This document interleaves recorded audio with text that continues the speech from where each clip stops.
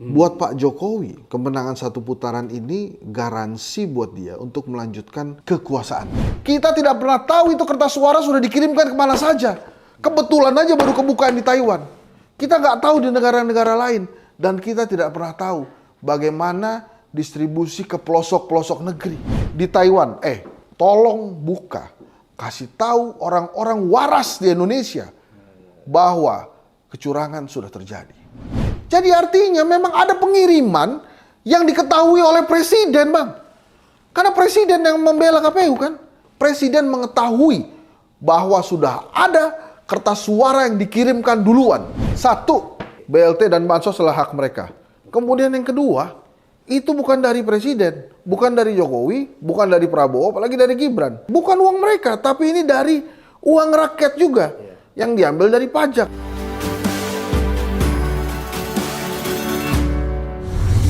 Selamat datang di channel Abraham Samad Speak Up. Seperti biasanya, hari ini saya menghadirkan narasumber yang luar biasa. Ini sahabat kita semua.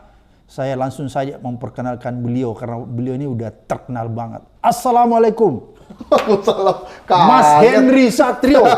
Ini biasa suka disingkat nih namanya. Kalau saya orang panggil AS, kali ini Hensat. Beliau ini adalah pakar komunikasi politik dari Universitas Paramadina dan founder Kedai Kopi, sebuah lembaga yang ikut juga melakukan survei dalam Pilpres kali ini kelihatannya. Kami juga sudah dapat sertifikasi dari KPU tuh untuk ini yang bisa penting, ya? melakukan quick count dan survei ya. Jadi Mas Henry, mana yang bisa dipercaya? Survei atau quick count? Mana yang lebih mendekati kebenaran? Oh ya, quick count, Bang. Karena kalau dari margin of error kan, itu quick count itu di bawah 1%.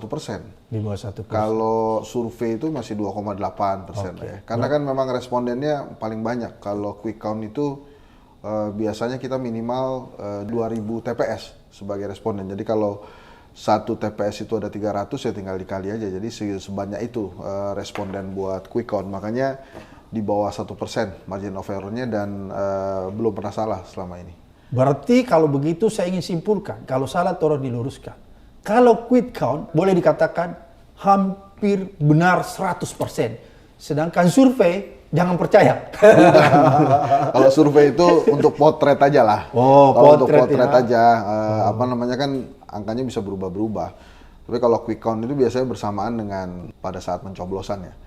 Makanya kan saya pernah bilang tuh, kalau quick count itu biasanya di jam 17, jam 5 sore, waktu Indonesia Barat ya, sudah 75%, 80%, itu sudah sulit berubah biasanya angkanya. Itulah pemenangnya? Nah, itu pemenangnya. Oke. Makanya saya katakan kalau jam 17 versi quick count itu sudah ada siapa presidennya, gitu ya. Misalnya ini di putaran kedua lah ya, udah ketahuan itu para pengejar jabatan, calon-calon menteri itu sudah siap dia di depan rumahnya si calon presiden pemenang versi quick count ini kan, wah siap Pak Presiden, perintah Presiden.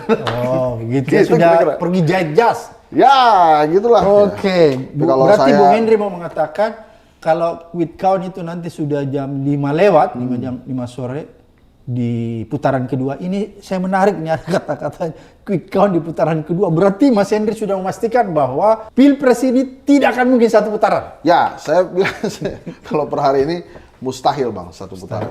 Ini sebelum saya masuk ini saya boleh nggak promo YouTube saya? Bisa. Boleh ya? Iya, boleh. Itu tolong subscribe YouTube saya ya, Henry Satrio. Supaya mirip-mirip Bang Abraham lah. Iya, itu menarik itu. Menarik di situ percakapannya. Nah, gini. Oke. Per hari ini saya harus mengatakan mustahil satu putaran. Walaupun memang ini sering sekali saya ungkapkan, saya sampai saat kita bicara ini masih gagal menemukan alasan buat Pak Jokowi dan pasangan 02 Prabowo Gibran untuk tidak memaksakan satu putaran. Buat Pak Jokowi, kemenangan satu putaran ini garansi buat dia untuk melanjutkan kekuasaannya. IKN? Ya apapun itulah, mau IKN, kereta cepat bolak-balik segala macam boleh lah. Nah itu dia ingin sekali cepat-cepat mendapatkan hasil itu.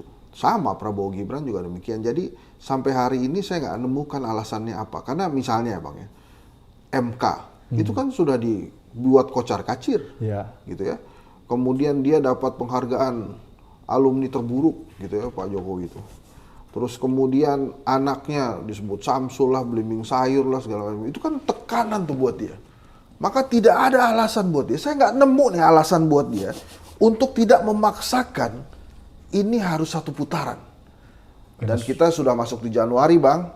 Artinya sebentar lagi Bansos dan BLT itu akan digelontorkan. Masif. Oke. Dan biasanya dia tidak bilang ini bukan dari rakyat Indonesia atau pemerintah Indonesia, dia akan bilang ini bansos dari Jokowi. Salam dari Pak Jokowi. Nah, salam dari Pak Jokowi, kira-kira begitu. Jadi dengan fenomena ini artinya rakyat Indonesia, pasangan nomor 1 maupun pasangan nomor 3 harus bersiap untuk menghalangi supaya tidak satu putaran.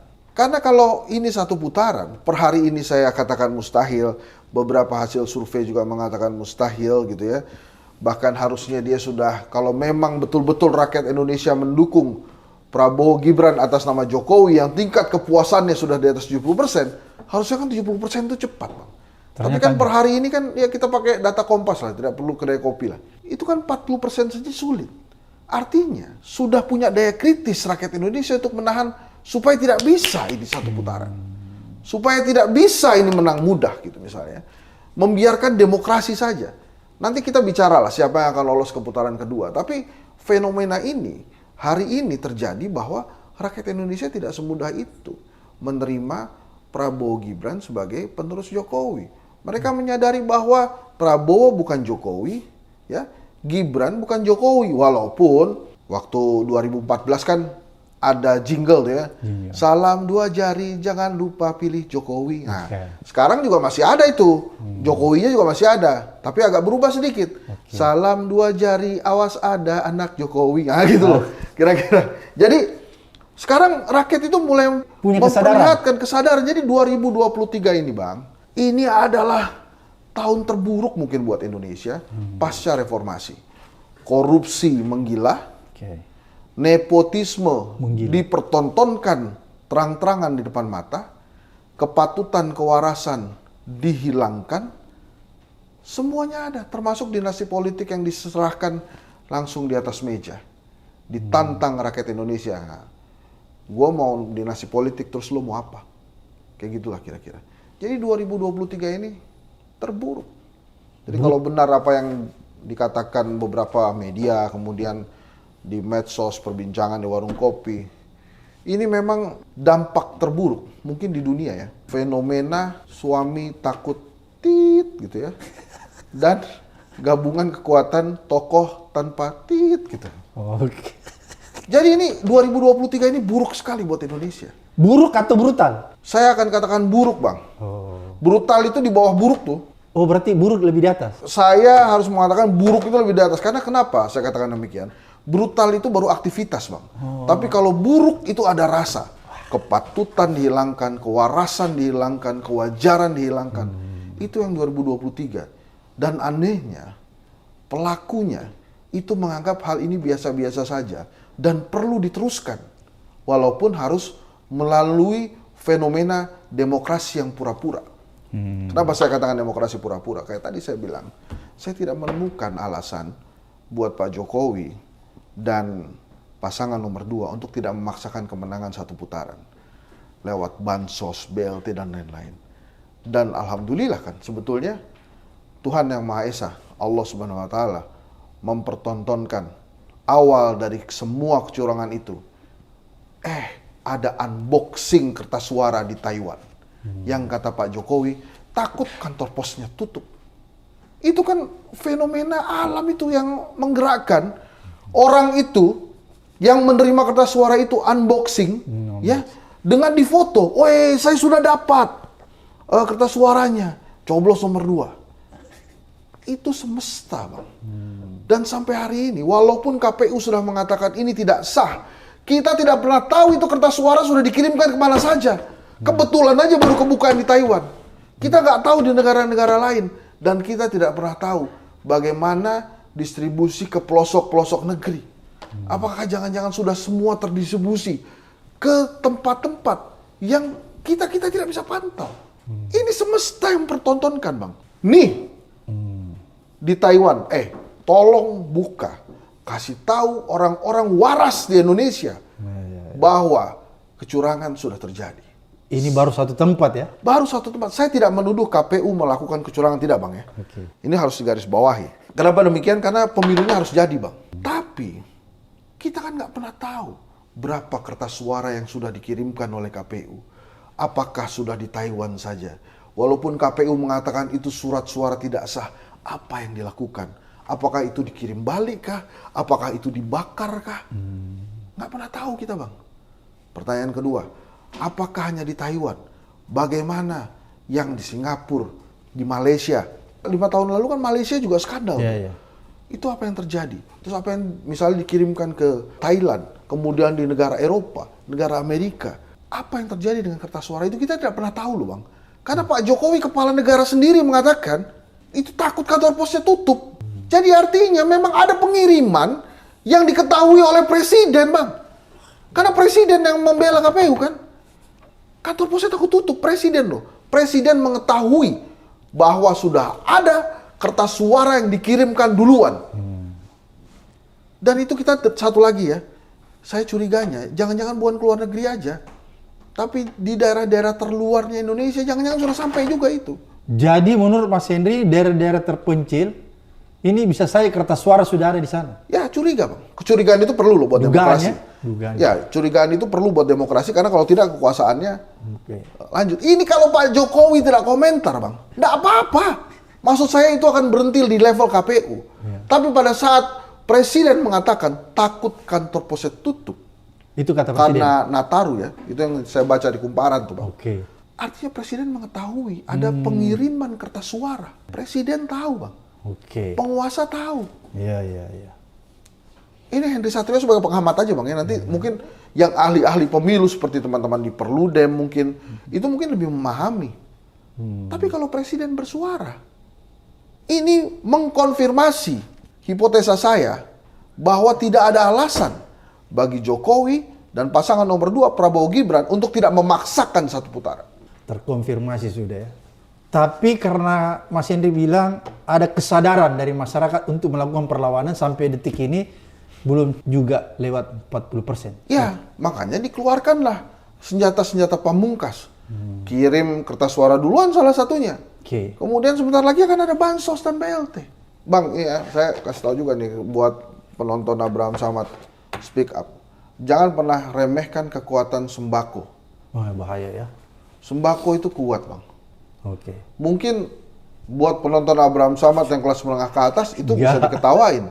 Tapi kalau buat teman-teman saudara-saudara kita yang menengah bawah, kekuatan sembako itu luar biasa. Bisa mempengaruhi ya. Bisa mempengaruhi.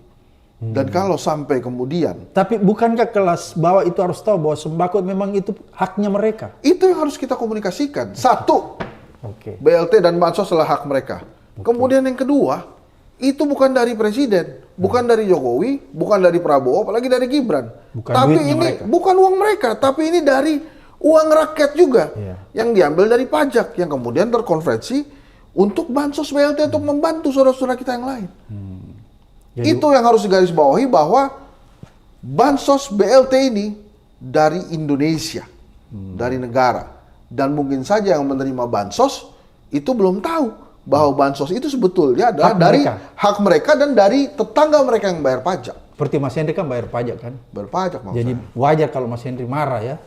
Ya, Oke, kalau begitu bansos apapun namanya itu hak rakyat untuk menerimanya ya. ya, betul. Jadi bukan karena Pak Jokowi atau paslon tertentu yang memberikan ya. Ya, sebut Oke. aja Bang.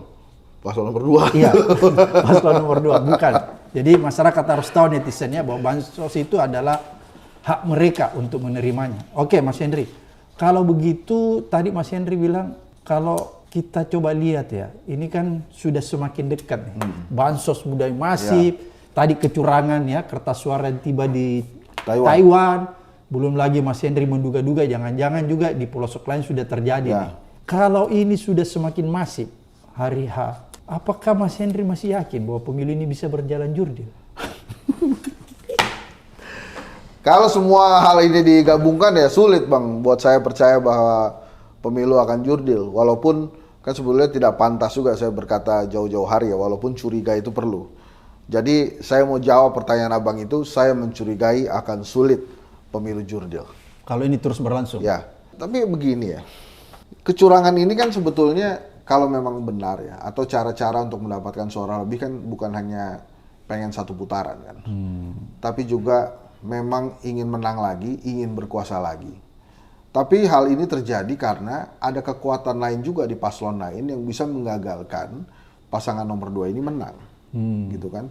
Misalnya bisa saja Pak Ganjar naik terus atau Pak Anies naik terus, gitu ya, sehingga akan sulit nih. Kan banyaklah sudah ahli yang mengatakan bahwa kalau terjadi putaran kedua, siapapun yang lawan paslon nomor 2, jadi artinya siapapun yang akan melawan Pak Prabowo Gibran, apakah itu Anies Mohaimin atau Ganjar Mahfud, itu akan menang.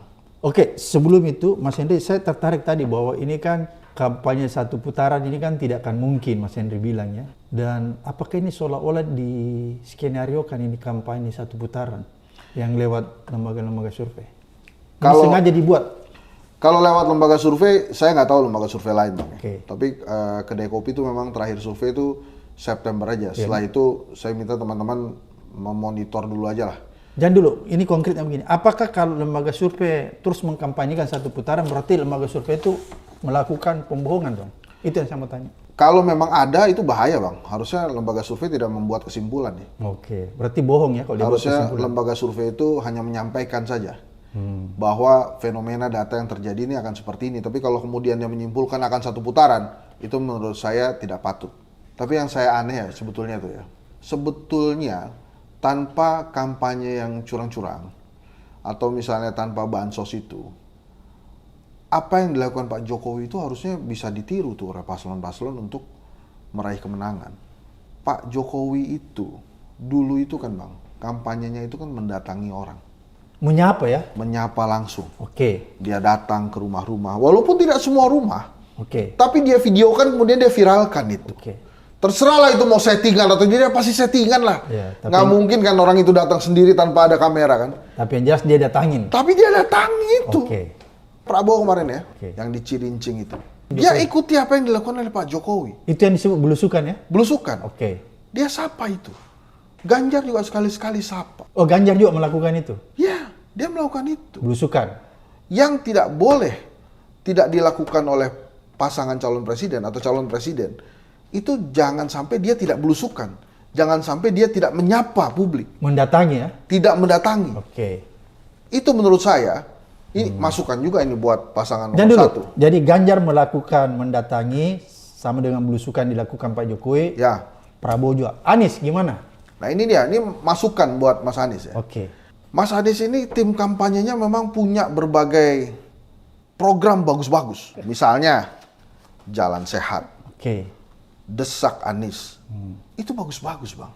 Tapi itu kan tidak mendatangi, desak Anies. Itulah dia. Oke. Dia mengumpulkan Dia datang ke kumpulan orang. atau mengumpulkan. Dia meminta orang datang. Oke. Jalan Sehat, rame-rame iya. Tapi dia kumpulin orang. Desak Anies, iya rame iya. Tapi dia kumpulin orang. Oke. Dia tidak menyapa. Hal terbaik yang dilakukan Mas Anies hari ini dengan menyapa itu ada 2. Oke. Yang pertama, dia makan di warung punya rakyat. Yang kedua, dia sapa lewat TikTok live. Nah ini menurut saya perlu diperbaiki Perlu diperbaiki. kampanyenya timnya Mas Anies. Oke. Dia harus lebih banyak 1 bulan ini untuk menyapa. Jadi maksud saya, itu Ganjar sama Anies, jangan mempermudah pasangan nomor 2 ini menang 1 putaran. Oke, paham aku. Jadi misalnya nih kan ada gambaran dari masyarakat bahwa Pak Jokowi mengikuti Ganjar, menutup kunjungan daerah-daerah yang dikunjungi Ganjar. Misalnya Ganjar ke Papua, Datang Jokowi juga. ke Papua. Ganjar ke NTT, Jokowi ke NTT. Ganjar ke Banyumas, Jokowi ke Banyumas. Dia ikutin ya. Ya, apa susahnya sih ngikutin lain? Ya, Jokowi datangin lagi aja, ikutin lagi aja program-program Pak Jokowi itu. Jadi Anies harusnya begitu juga. Anies juga begitu. Jadi Anies dan Ganjar ini jangan mempermudah, ya. 1 putaran ini bisa dilakukan, Jadi kenyataan. bisa terjadi, jadi kenyataan. Oke. Ini harus dilakukan 2 paslon ini. Terserah lah apapun caranya, itu kan timnya pinter-pinter ya. Jadi jangan kemudian, wah kami Jalan Sehat banyak. Itu ngumpulin ya? Itu ngumpulin orang, Pak. Kehebatannya Pak Jokowi karena dia menyapa ya? Karena dia menyapa, Pak. Wah, desak Anies, rame, mengalahkan Joget Gemoy, kata Drone Emprit ya. Terus timnya Anies, wah jangan, Pak. Datangi itu. Live TikTok itu berhasil bagus, tapi kan itu online. Akan sangat enak, ya, kalau dia datang langsung. Itu akan berubah konstelasi, Pak. Satu lagi nih, usulan nih buat Anies dan Ganjar nih, kalau saya usulan Anies terus, keenakan nih tim kampanyenya kan. Ya harus adil nih. Ya. Bila pasangan Prabowo Gibran punya bansos untuk dibagikan, jangan patah arang. Berikan apa yang bisa diberikan.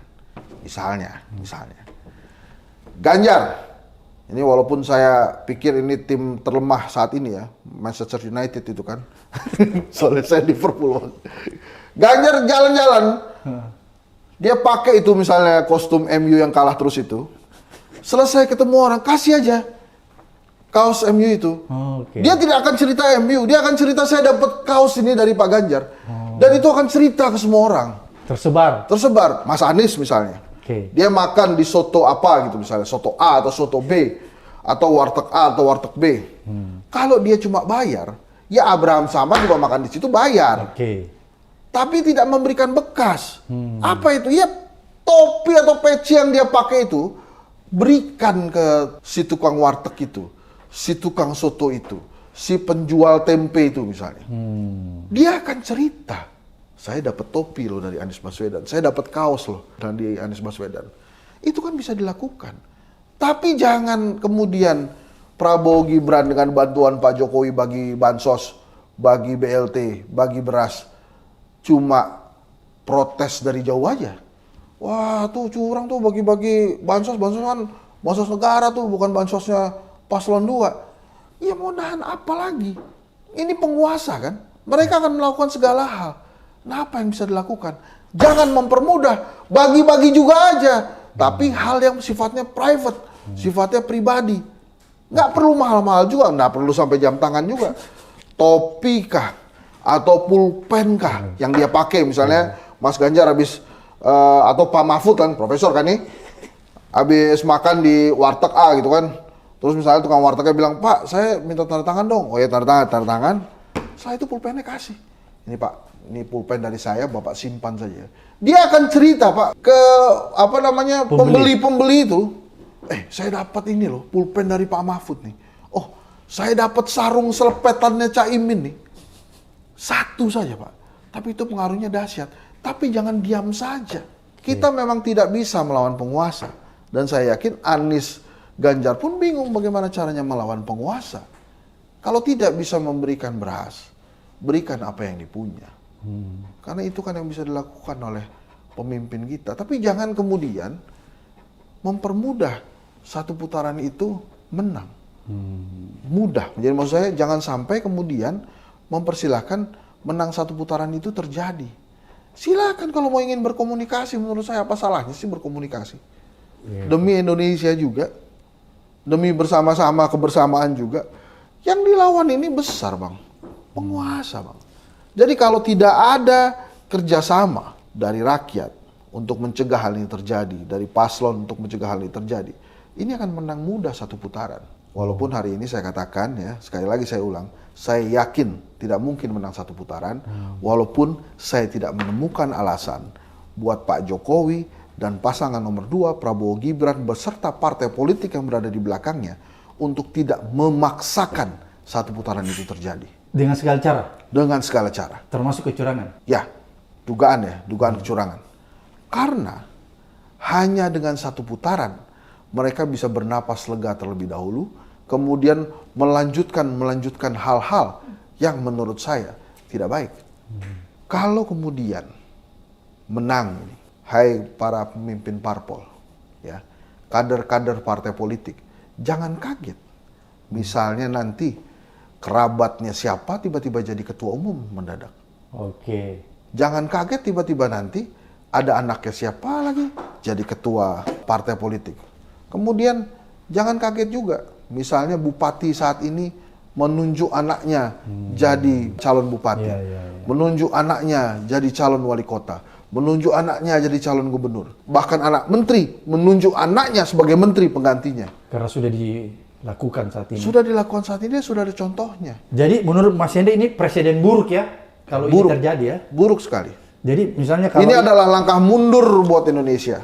Oke, jadi kalau misalnya paslon kedua terpilih menurut Mas Henry karena lahir dari proses nepotisme di MK, maka ini bisa diikuti dengan hal-hal dilakukan oleh orang lainnya. Iya, pasangan nomor 2 ini kan mau tidak mau memang dia membawa cacat etika, cacat demokrasi. Jadi kalau ini menang, artinya cacat etika dan cacat demokrasi memang diakui sebagai pemenang di negeri ini. Dan saya yakin rakyat Indonesia kan tidak ingin itu terjadi. Dan kalau itu terjadi berarti orang akan melakukan terus yang namanya amoralitas ya. Ya, abang lebih paham lah itu bahasanya. Jadi ini harus dicegah kecurangan terjadi ini. Dan yang paling mudah memang di awal kalau ada yang berkampanye Jangan bahwa dulu harus dicegah kecurangan ini atau harus dicegah supaya paslon yang melakukan penyimpangan di MK tidak jangan menang, sampai terpilih. Itu tidak menang. kira-kira. Ya, kira-kira begitulah. Jadi yang pertama menurut saya, jangan percaya bahwa pemilu 2024, Pilpres 2024 akan selesai satu putaran karena itu tidak mungkin. Satu. Kemudian nomor 2, gunakan Yang kedua. yang kedua. Jangan nomor 2, yang Ya, kedua. jadi saya ulang Iya, ya. ulang. Yang Jadi pertama, yang pertama, jangan kemudian percaya bahwa Pilpres 2024 ini hanya akan satu putaran. Oke. Yang kedua, poin B. Ini jangan tukar suara Anda dengan sembako. Karena kita punya kedaulatan atas suara kita. Oke. Yang ketiga, menurut saya, ini poin C ini ya. Pada saat nanti pemilu 2024, Anda menuju ke bilik suara. Ingat Tuhan Yang Maha Esa. Oke. Berdoalah bahwa pilihan Anda adalah pilihan yang terbaik. Sehingga pada saat Anda memilih, Anda tidak diarahkan untuk memilih yang tidak baik buat bangsa ini. Berdoa supaya tangan Anda mengarah pada pilihan yang tepat untuk Indonesia. Bukan saja terbaik untuk Indonesia, tapi juga terbaik buat diri Anda. Tinggal itu menurut saya harus dilakukan. Luar biasa ini tausiahnya. Mas Henry. Oh, tausiah bukan tausiah. Mas Henry, ini kan tadi Anda bilang kecurangannya masif sampai ke luar negeri ya. Ada kertas suara yang sudah mendahului Ya. singgah di Taiwan. Belum lagi kalau kita cek yang jangan sampai yang lain juga sudah Ya. singgah di sana. Kemudian ada lagi peristiwa kemarin. Relawan Ganjar yang habis melakukan kampanye tiba-tiba digebukin. Yang dilakukan oleh oknum TNI. Apa sih sebenarnya yang terjadi? Makanya saya nggak ngerti ya. Oke. Kan mestinya katanya pemilu damai, Iya. pemilu ceria. Cuma ada pengeroyokan itu ya. Iya. Menurut saya sih harusnya tidak boleh terjadi ya. Mestinya aparat lebih bisa mencontohkan bahwa pemilu damai itu sebenarnya datangnya dari mereka juga gitu. Mereka harusnya bisa mengayomi rakyat supaya memang pemilu damai itu terjadi. Oke. Terserah lah apapun itu alasannya, aparat itu kan selalu harusnya mengayomi rakyat ya, bukan memukuli. Apakah tingkat atas harus bertanggung jawab? Misalnya Kasat dan TNI. Harusnya sampai hari ini kan Kasat dan Panglima belum komentar ya. Ya masih di luar negeri kayaknya. Ya per hari ini pokoknya belum komentar. Harusnya bukan saja komentar tapi juga menginvestigasi dan menghukum pelakunya. Supaya tidak jadi contoh. Oke. Karena kalau jadi contoh kan masa ya aparat mau bertempur dengan rakyat kan nggak boleh begitu juga. Jadi menurut saya ya kita tunggulah. Saya sih yakin Panglima kita ini bijaksana juga. Pasti akan melakukan hal terbaik untuk melindungi rakyat Indonesia. Gitu ya, bukan hanya segelintir kepentingan. Saya sih yakini itu, Bang. Oke, Mas Hendy kan mengatakan ini kecurangan ini semakin masif ya. Tambah ke sini semakin masif. Sudah darurat kecurangan mungkin kalau itu istilah saya. Salah satu lagi yang menurut saya yang kita harus kritisi ini kan misalnya Pak Mahfud masih pegang jabatan, Pak Prabowo masih pegang jabatan. Sampai hari ini mereka kan nggak mundur. Jadi itu kan menurut saya bisa terjadi abuse of power, penyalahgunaan kekuasaan dalam misalnya ketika kampanye. Apakah menurut etika politik itu sangat tidak boleh diterima? Ya kalau secara etika kita mesti lihat dari atasnya dulu, Bang. Oke. Presidennya gimana tuh terhadap etika itu? Kan anaknya ada di situ kan juga kata MK kan cacat etik. Oke. Tapi dia diam aja kan. Jadi kalau kemudian Prabowo nggak mundur, Mahfud nggak mundur, ya jangan salahin mereka lah. Oh, jadi kita Mereka ada contohnya. Oke. Gitu kalau menurut saya sih. Jadi ini mohon maaf juga ya, kalau nggak patut saya sekali lagi minta maaf nih.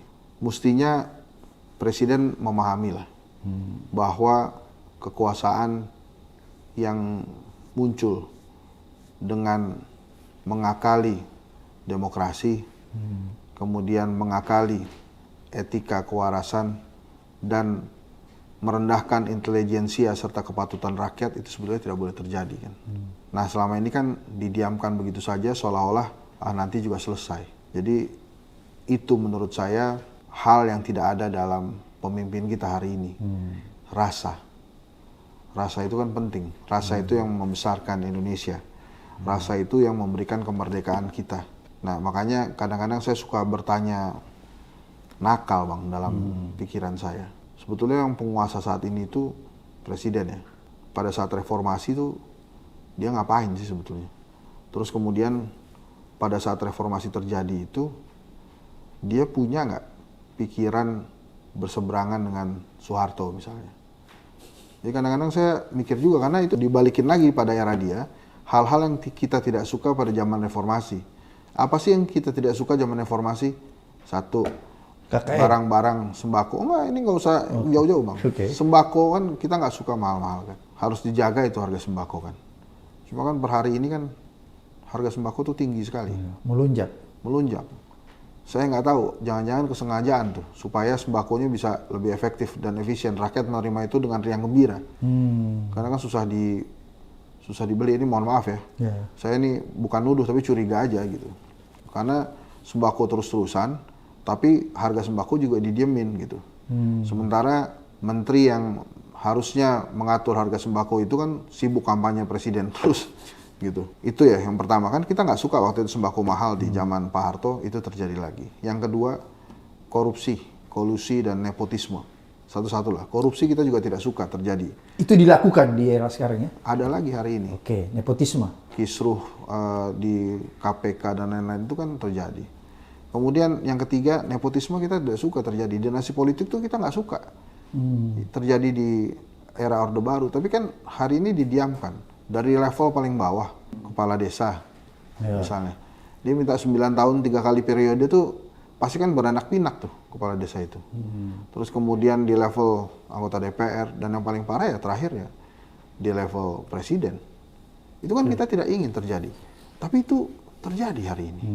Makanya dengan hal-hal tadi yang saya sebutkan itu, terus kemudian berulang lagi terjadi, terus sebetulnya mau apa bangsa ini? Kenapa pemerintah mengembalikan mimpi buruk bangsa Indonesia kembali lagi dimulai di tahun 2023? Kita dipersiapkan untuk menerima mimpi buruk kedua demi kekuasaannya. Kalau dia ingin melanggengkan kekuasaan, buatlah negara baru, gunakan sistem kerajaan. Tapi jangan di Indonesia yang sudah ada sistem demokrasi yang diperkuat dengan reformasi yang setengah mati kita jaga. Jangan gitu juga. Mudah-mudahan ini digagalkan oleh rakyat Indonesia, digagalkan oleh negara Indonesia, dan mudah-mudahan digagalkan oleh Allah Subhanahu wa Ta'ala supaya tidak terpuruk Indonesia.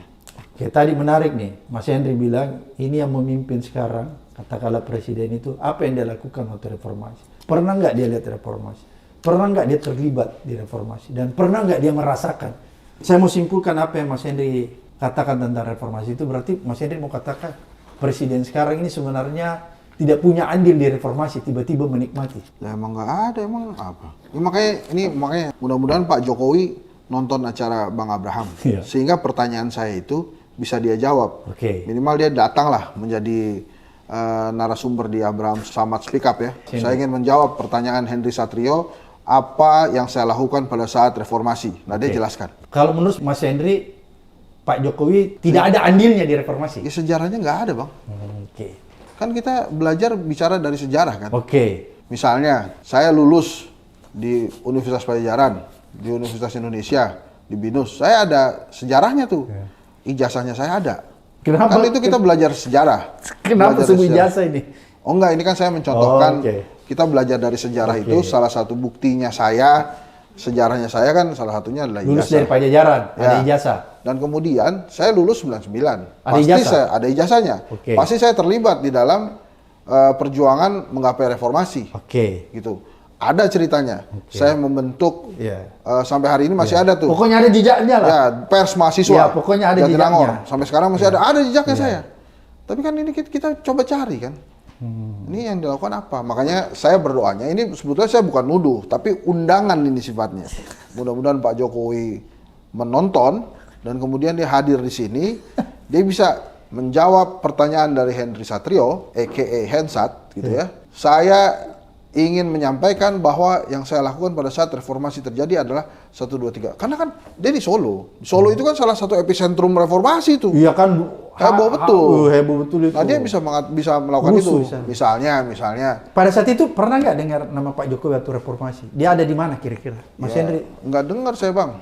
Yang Mas nggak Henry nggak juga. tahu dia ada di mana? Di Nggak Solo tahu atau di kan mana? saya kenal Pak Jokowi selama dia tahu Pak Jokowi dia jadi wali kota Solo. Oh, Jadi sebelumnya memang saya nggak tahu ya, mungkin saja kan dengan hal ini dia menyampaikan menjawab pertanyaan Henry Satrio waktu itu, asal tahu aja ya rakyat Indonesia, rumah saya itu dijadikan shelter penampungan bagi mahasiswa yang dikejar-kejar aparat. Misalnya dia bilang begitu, itu kan oke.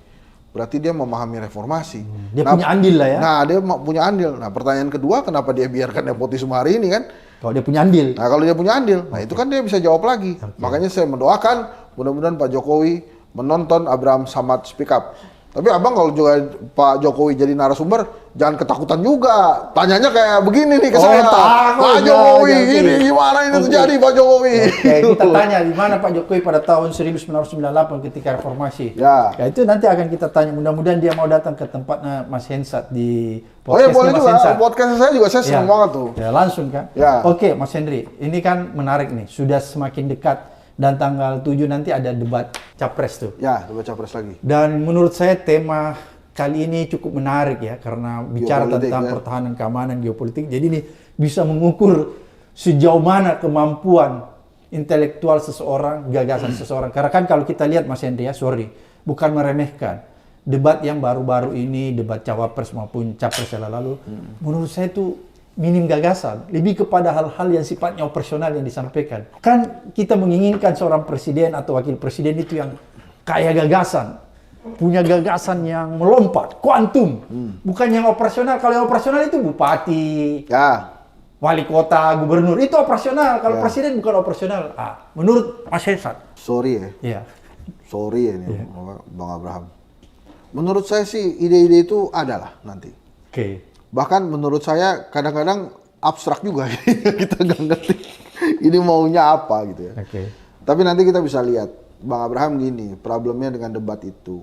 Show itu nomor 1. Nah yang kedua itu barulah substansi. Jadi berarti memang ditonjolkan show aja ya.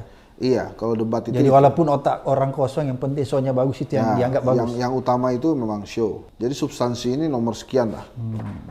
Nomor 4 lah. Jadi saya ulang nih ya. Show itu nomor 1. Substansi ini nomor 4 lah. Oke. Nomor 2, 3-nya nanti di pemirsa sendiri yang menentukan.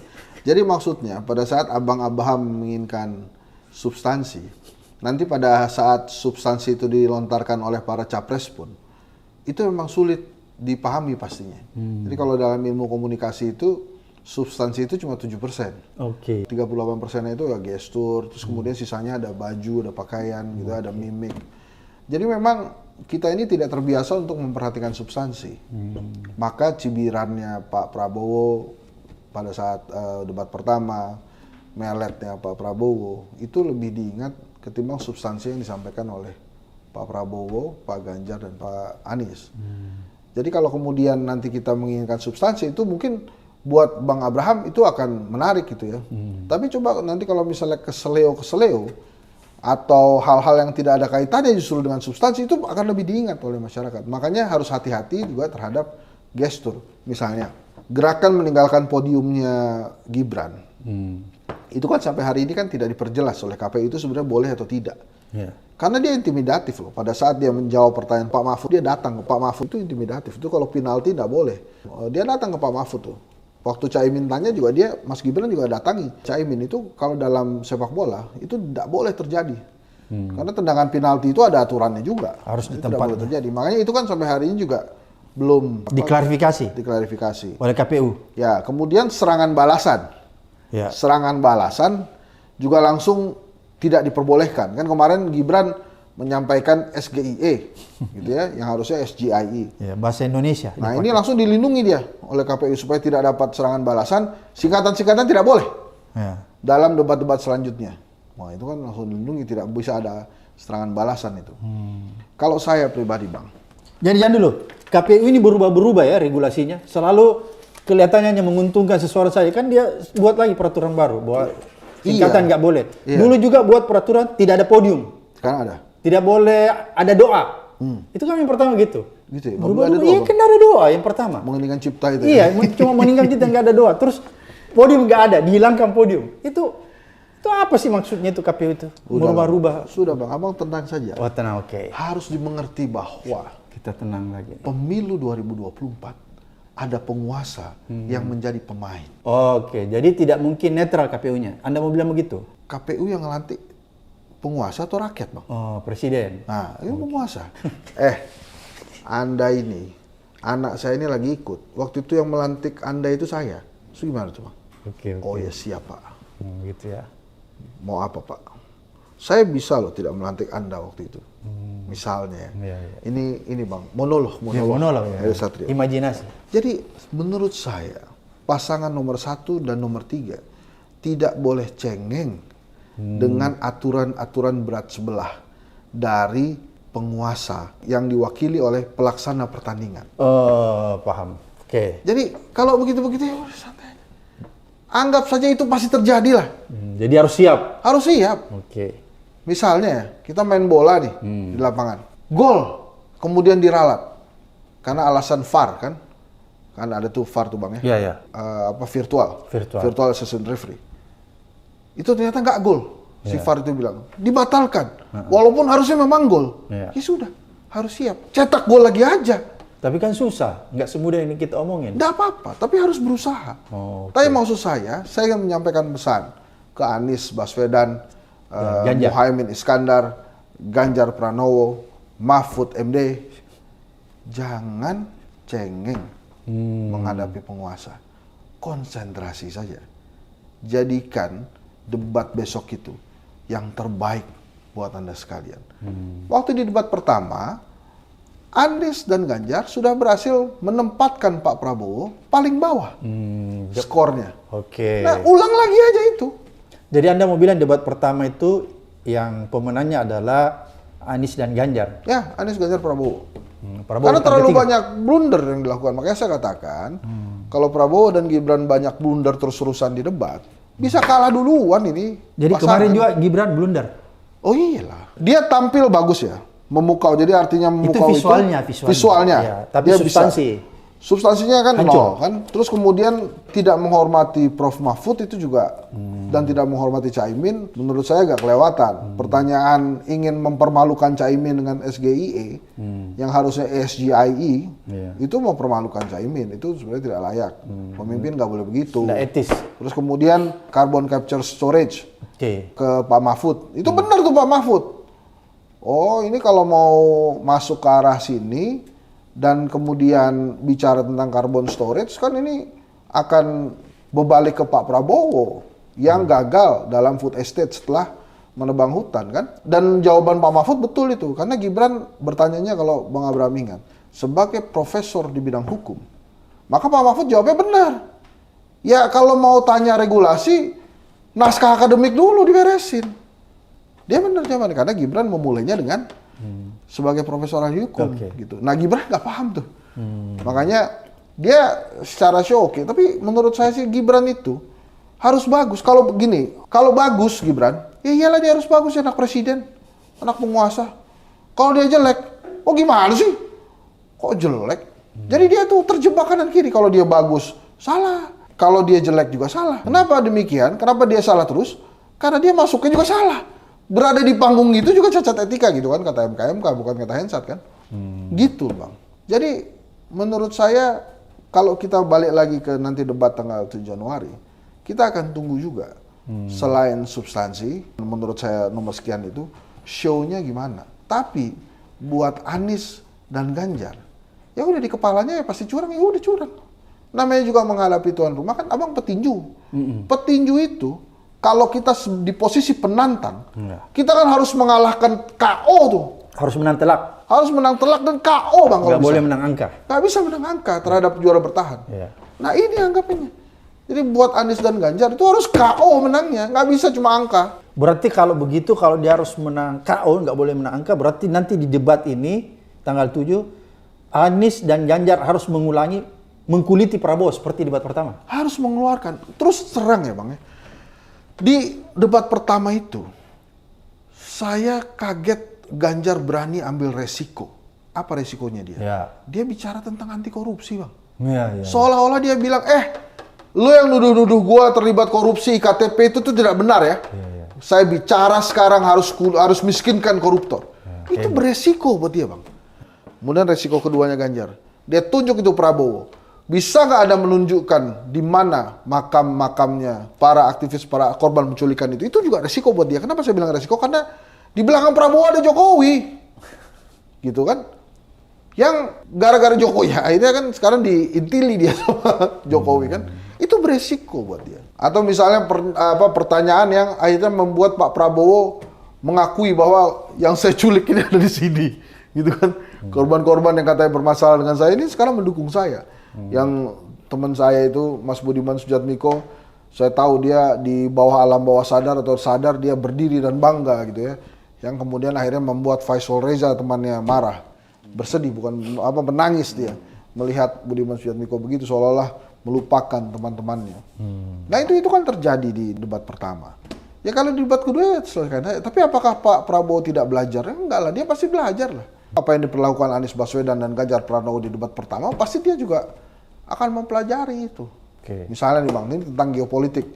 Ditanya, bagaimana misalnya Mas Anies dan Pak Ganjar tentang situasi polemik di Karangsingga, sebuah wilayah yang diperebutkan antara Indonesia, Malaysia, dan Singapura. Nah, itu kan harus bisa jawab tuh. Bisa nggak itu kira? Ya harusnya bisa jawab lah. Kalau minimal tidak bisa jawab, ya dia melakukan show yang terbaik lah. Misalnya kalau dia nggak bisa jawab nih jawabannya, Pak Prabowo Tapi ini kan nanti ada podium. Nah ini makanya ini saya menggambarkan kira-kira kan. Pak Prabowo sebagai presiden, tentu saja saya akan memiliki pembantu-pembantu terbaik yang akan bisa menjawab pertanyaan Pak Prabowo tentang geopolitik. Tapi saya bisa garis bawahi bahwa apapun masalahnya, jawaban saya kedaulatan negara Indonesia harus dipertahankan. Minimal kan begitu, itu show bang.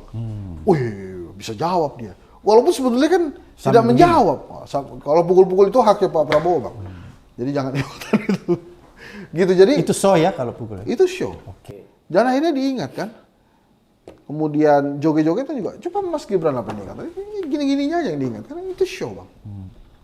Kontennya kan nggak banyak kita ingat. Oke, kalau begitu berbahaya dong ya kalau masyarakat kita itu hanya mengedepankan, dia tertarik dengan orang yang penuh show, penuh gimmick. Jangan-jangan nanti terpilih presiden yang kaya dengan gimmick, nol gagasan. Ya, Pak Jokowi sih nggak nol gagasan ya, tapi kan gimmicknya Pak Jokowi juga banyak dan itu udah kepilih kan. Ya memang kalau bangsa kita ini suka sinetron dan drama ya emang benar gitu. Maka yang terpilih nanti presiden yang pintar berdrama gitu. Sangat mungkin begitu bang, makanya begini. Sekarang kalau kita ada masalah nih, sembako mahal, terus mungkin Pak Jokowi tidak bisa menyelesaikan itu. Ya jangan marah sama Pak Jokowi. Pak Jokowi dari awal sudah bilang bahwa Jokowi adalah kita. Jadi dia sudah bilang saya adalah Anda. Gitu. Jadi kalau dia nggak bisa menyelesaikan itu, ya jangan marah sama Pak Jokowi. Makanya pelajarannya buat rakyat Indonesia, pilihlah presiden yang lebih dari kita. Nah, jangan adalah kita lagi. Itu sudah punchline bagus tuh. Pilihlah presiden yang lebih dari kita. Menarik netizen, apa yang disampaikan Mas Henry ini memberi kita pencerahan ya.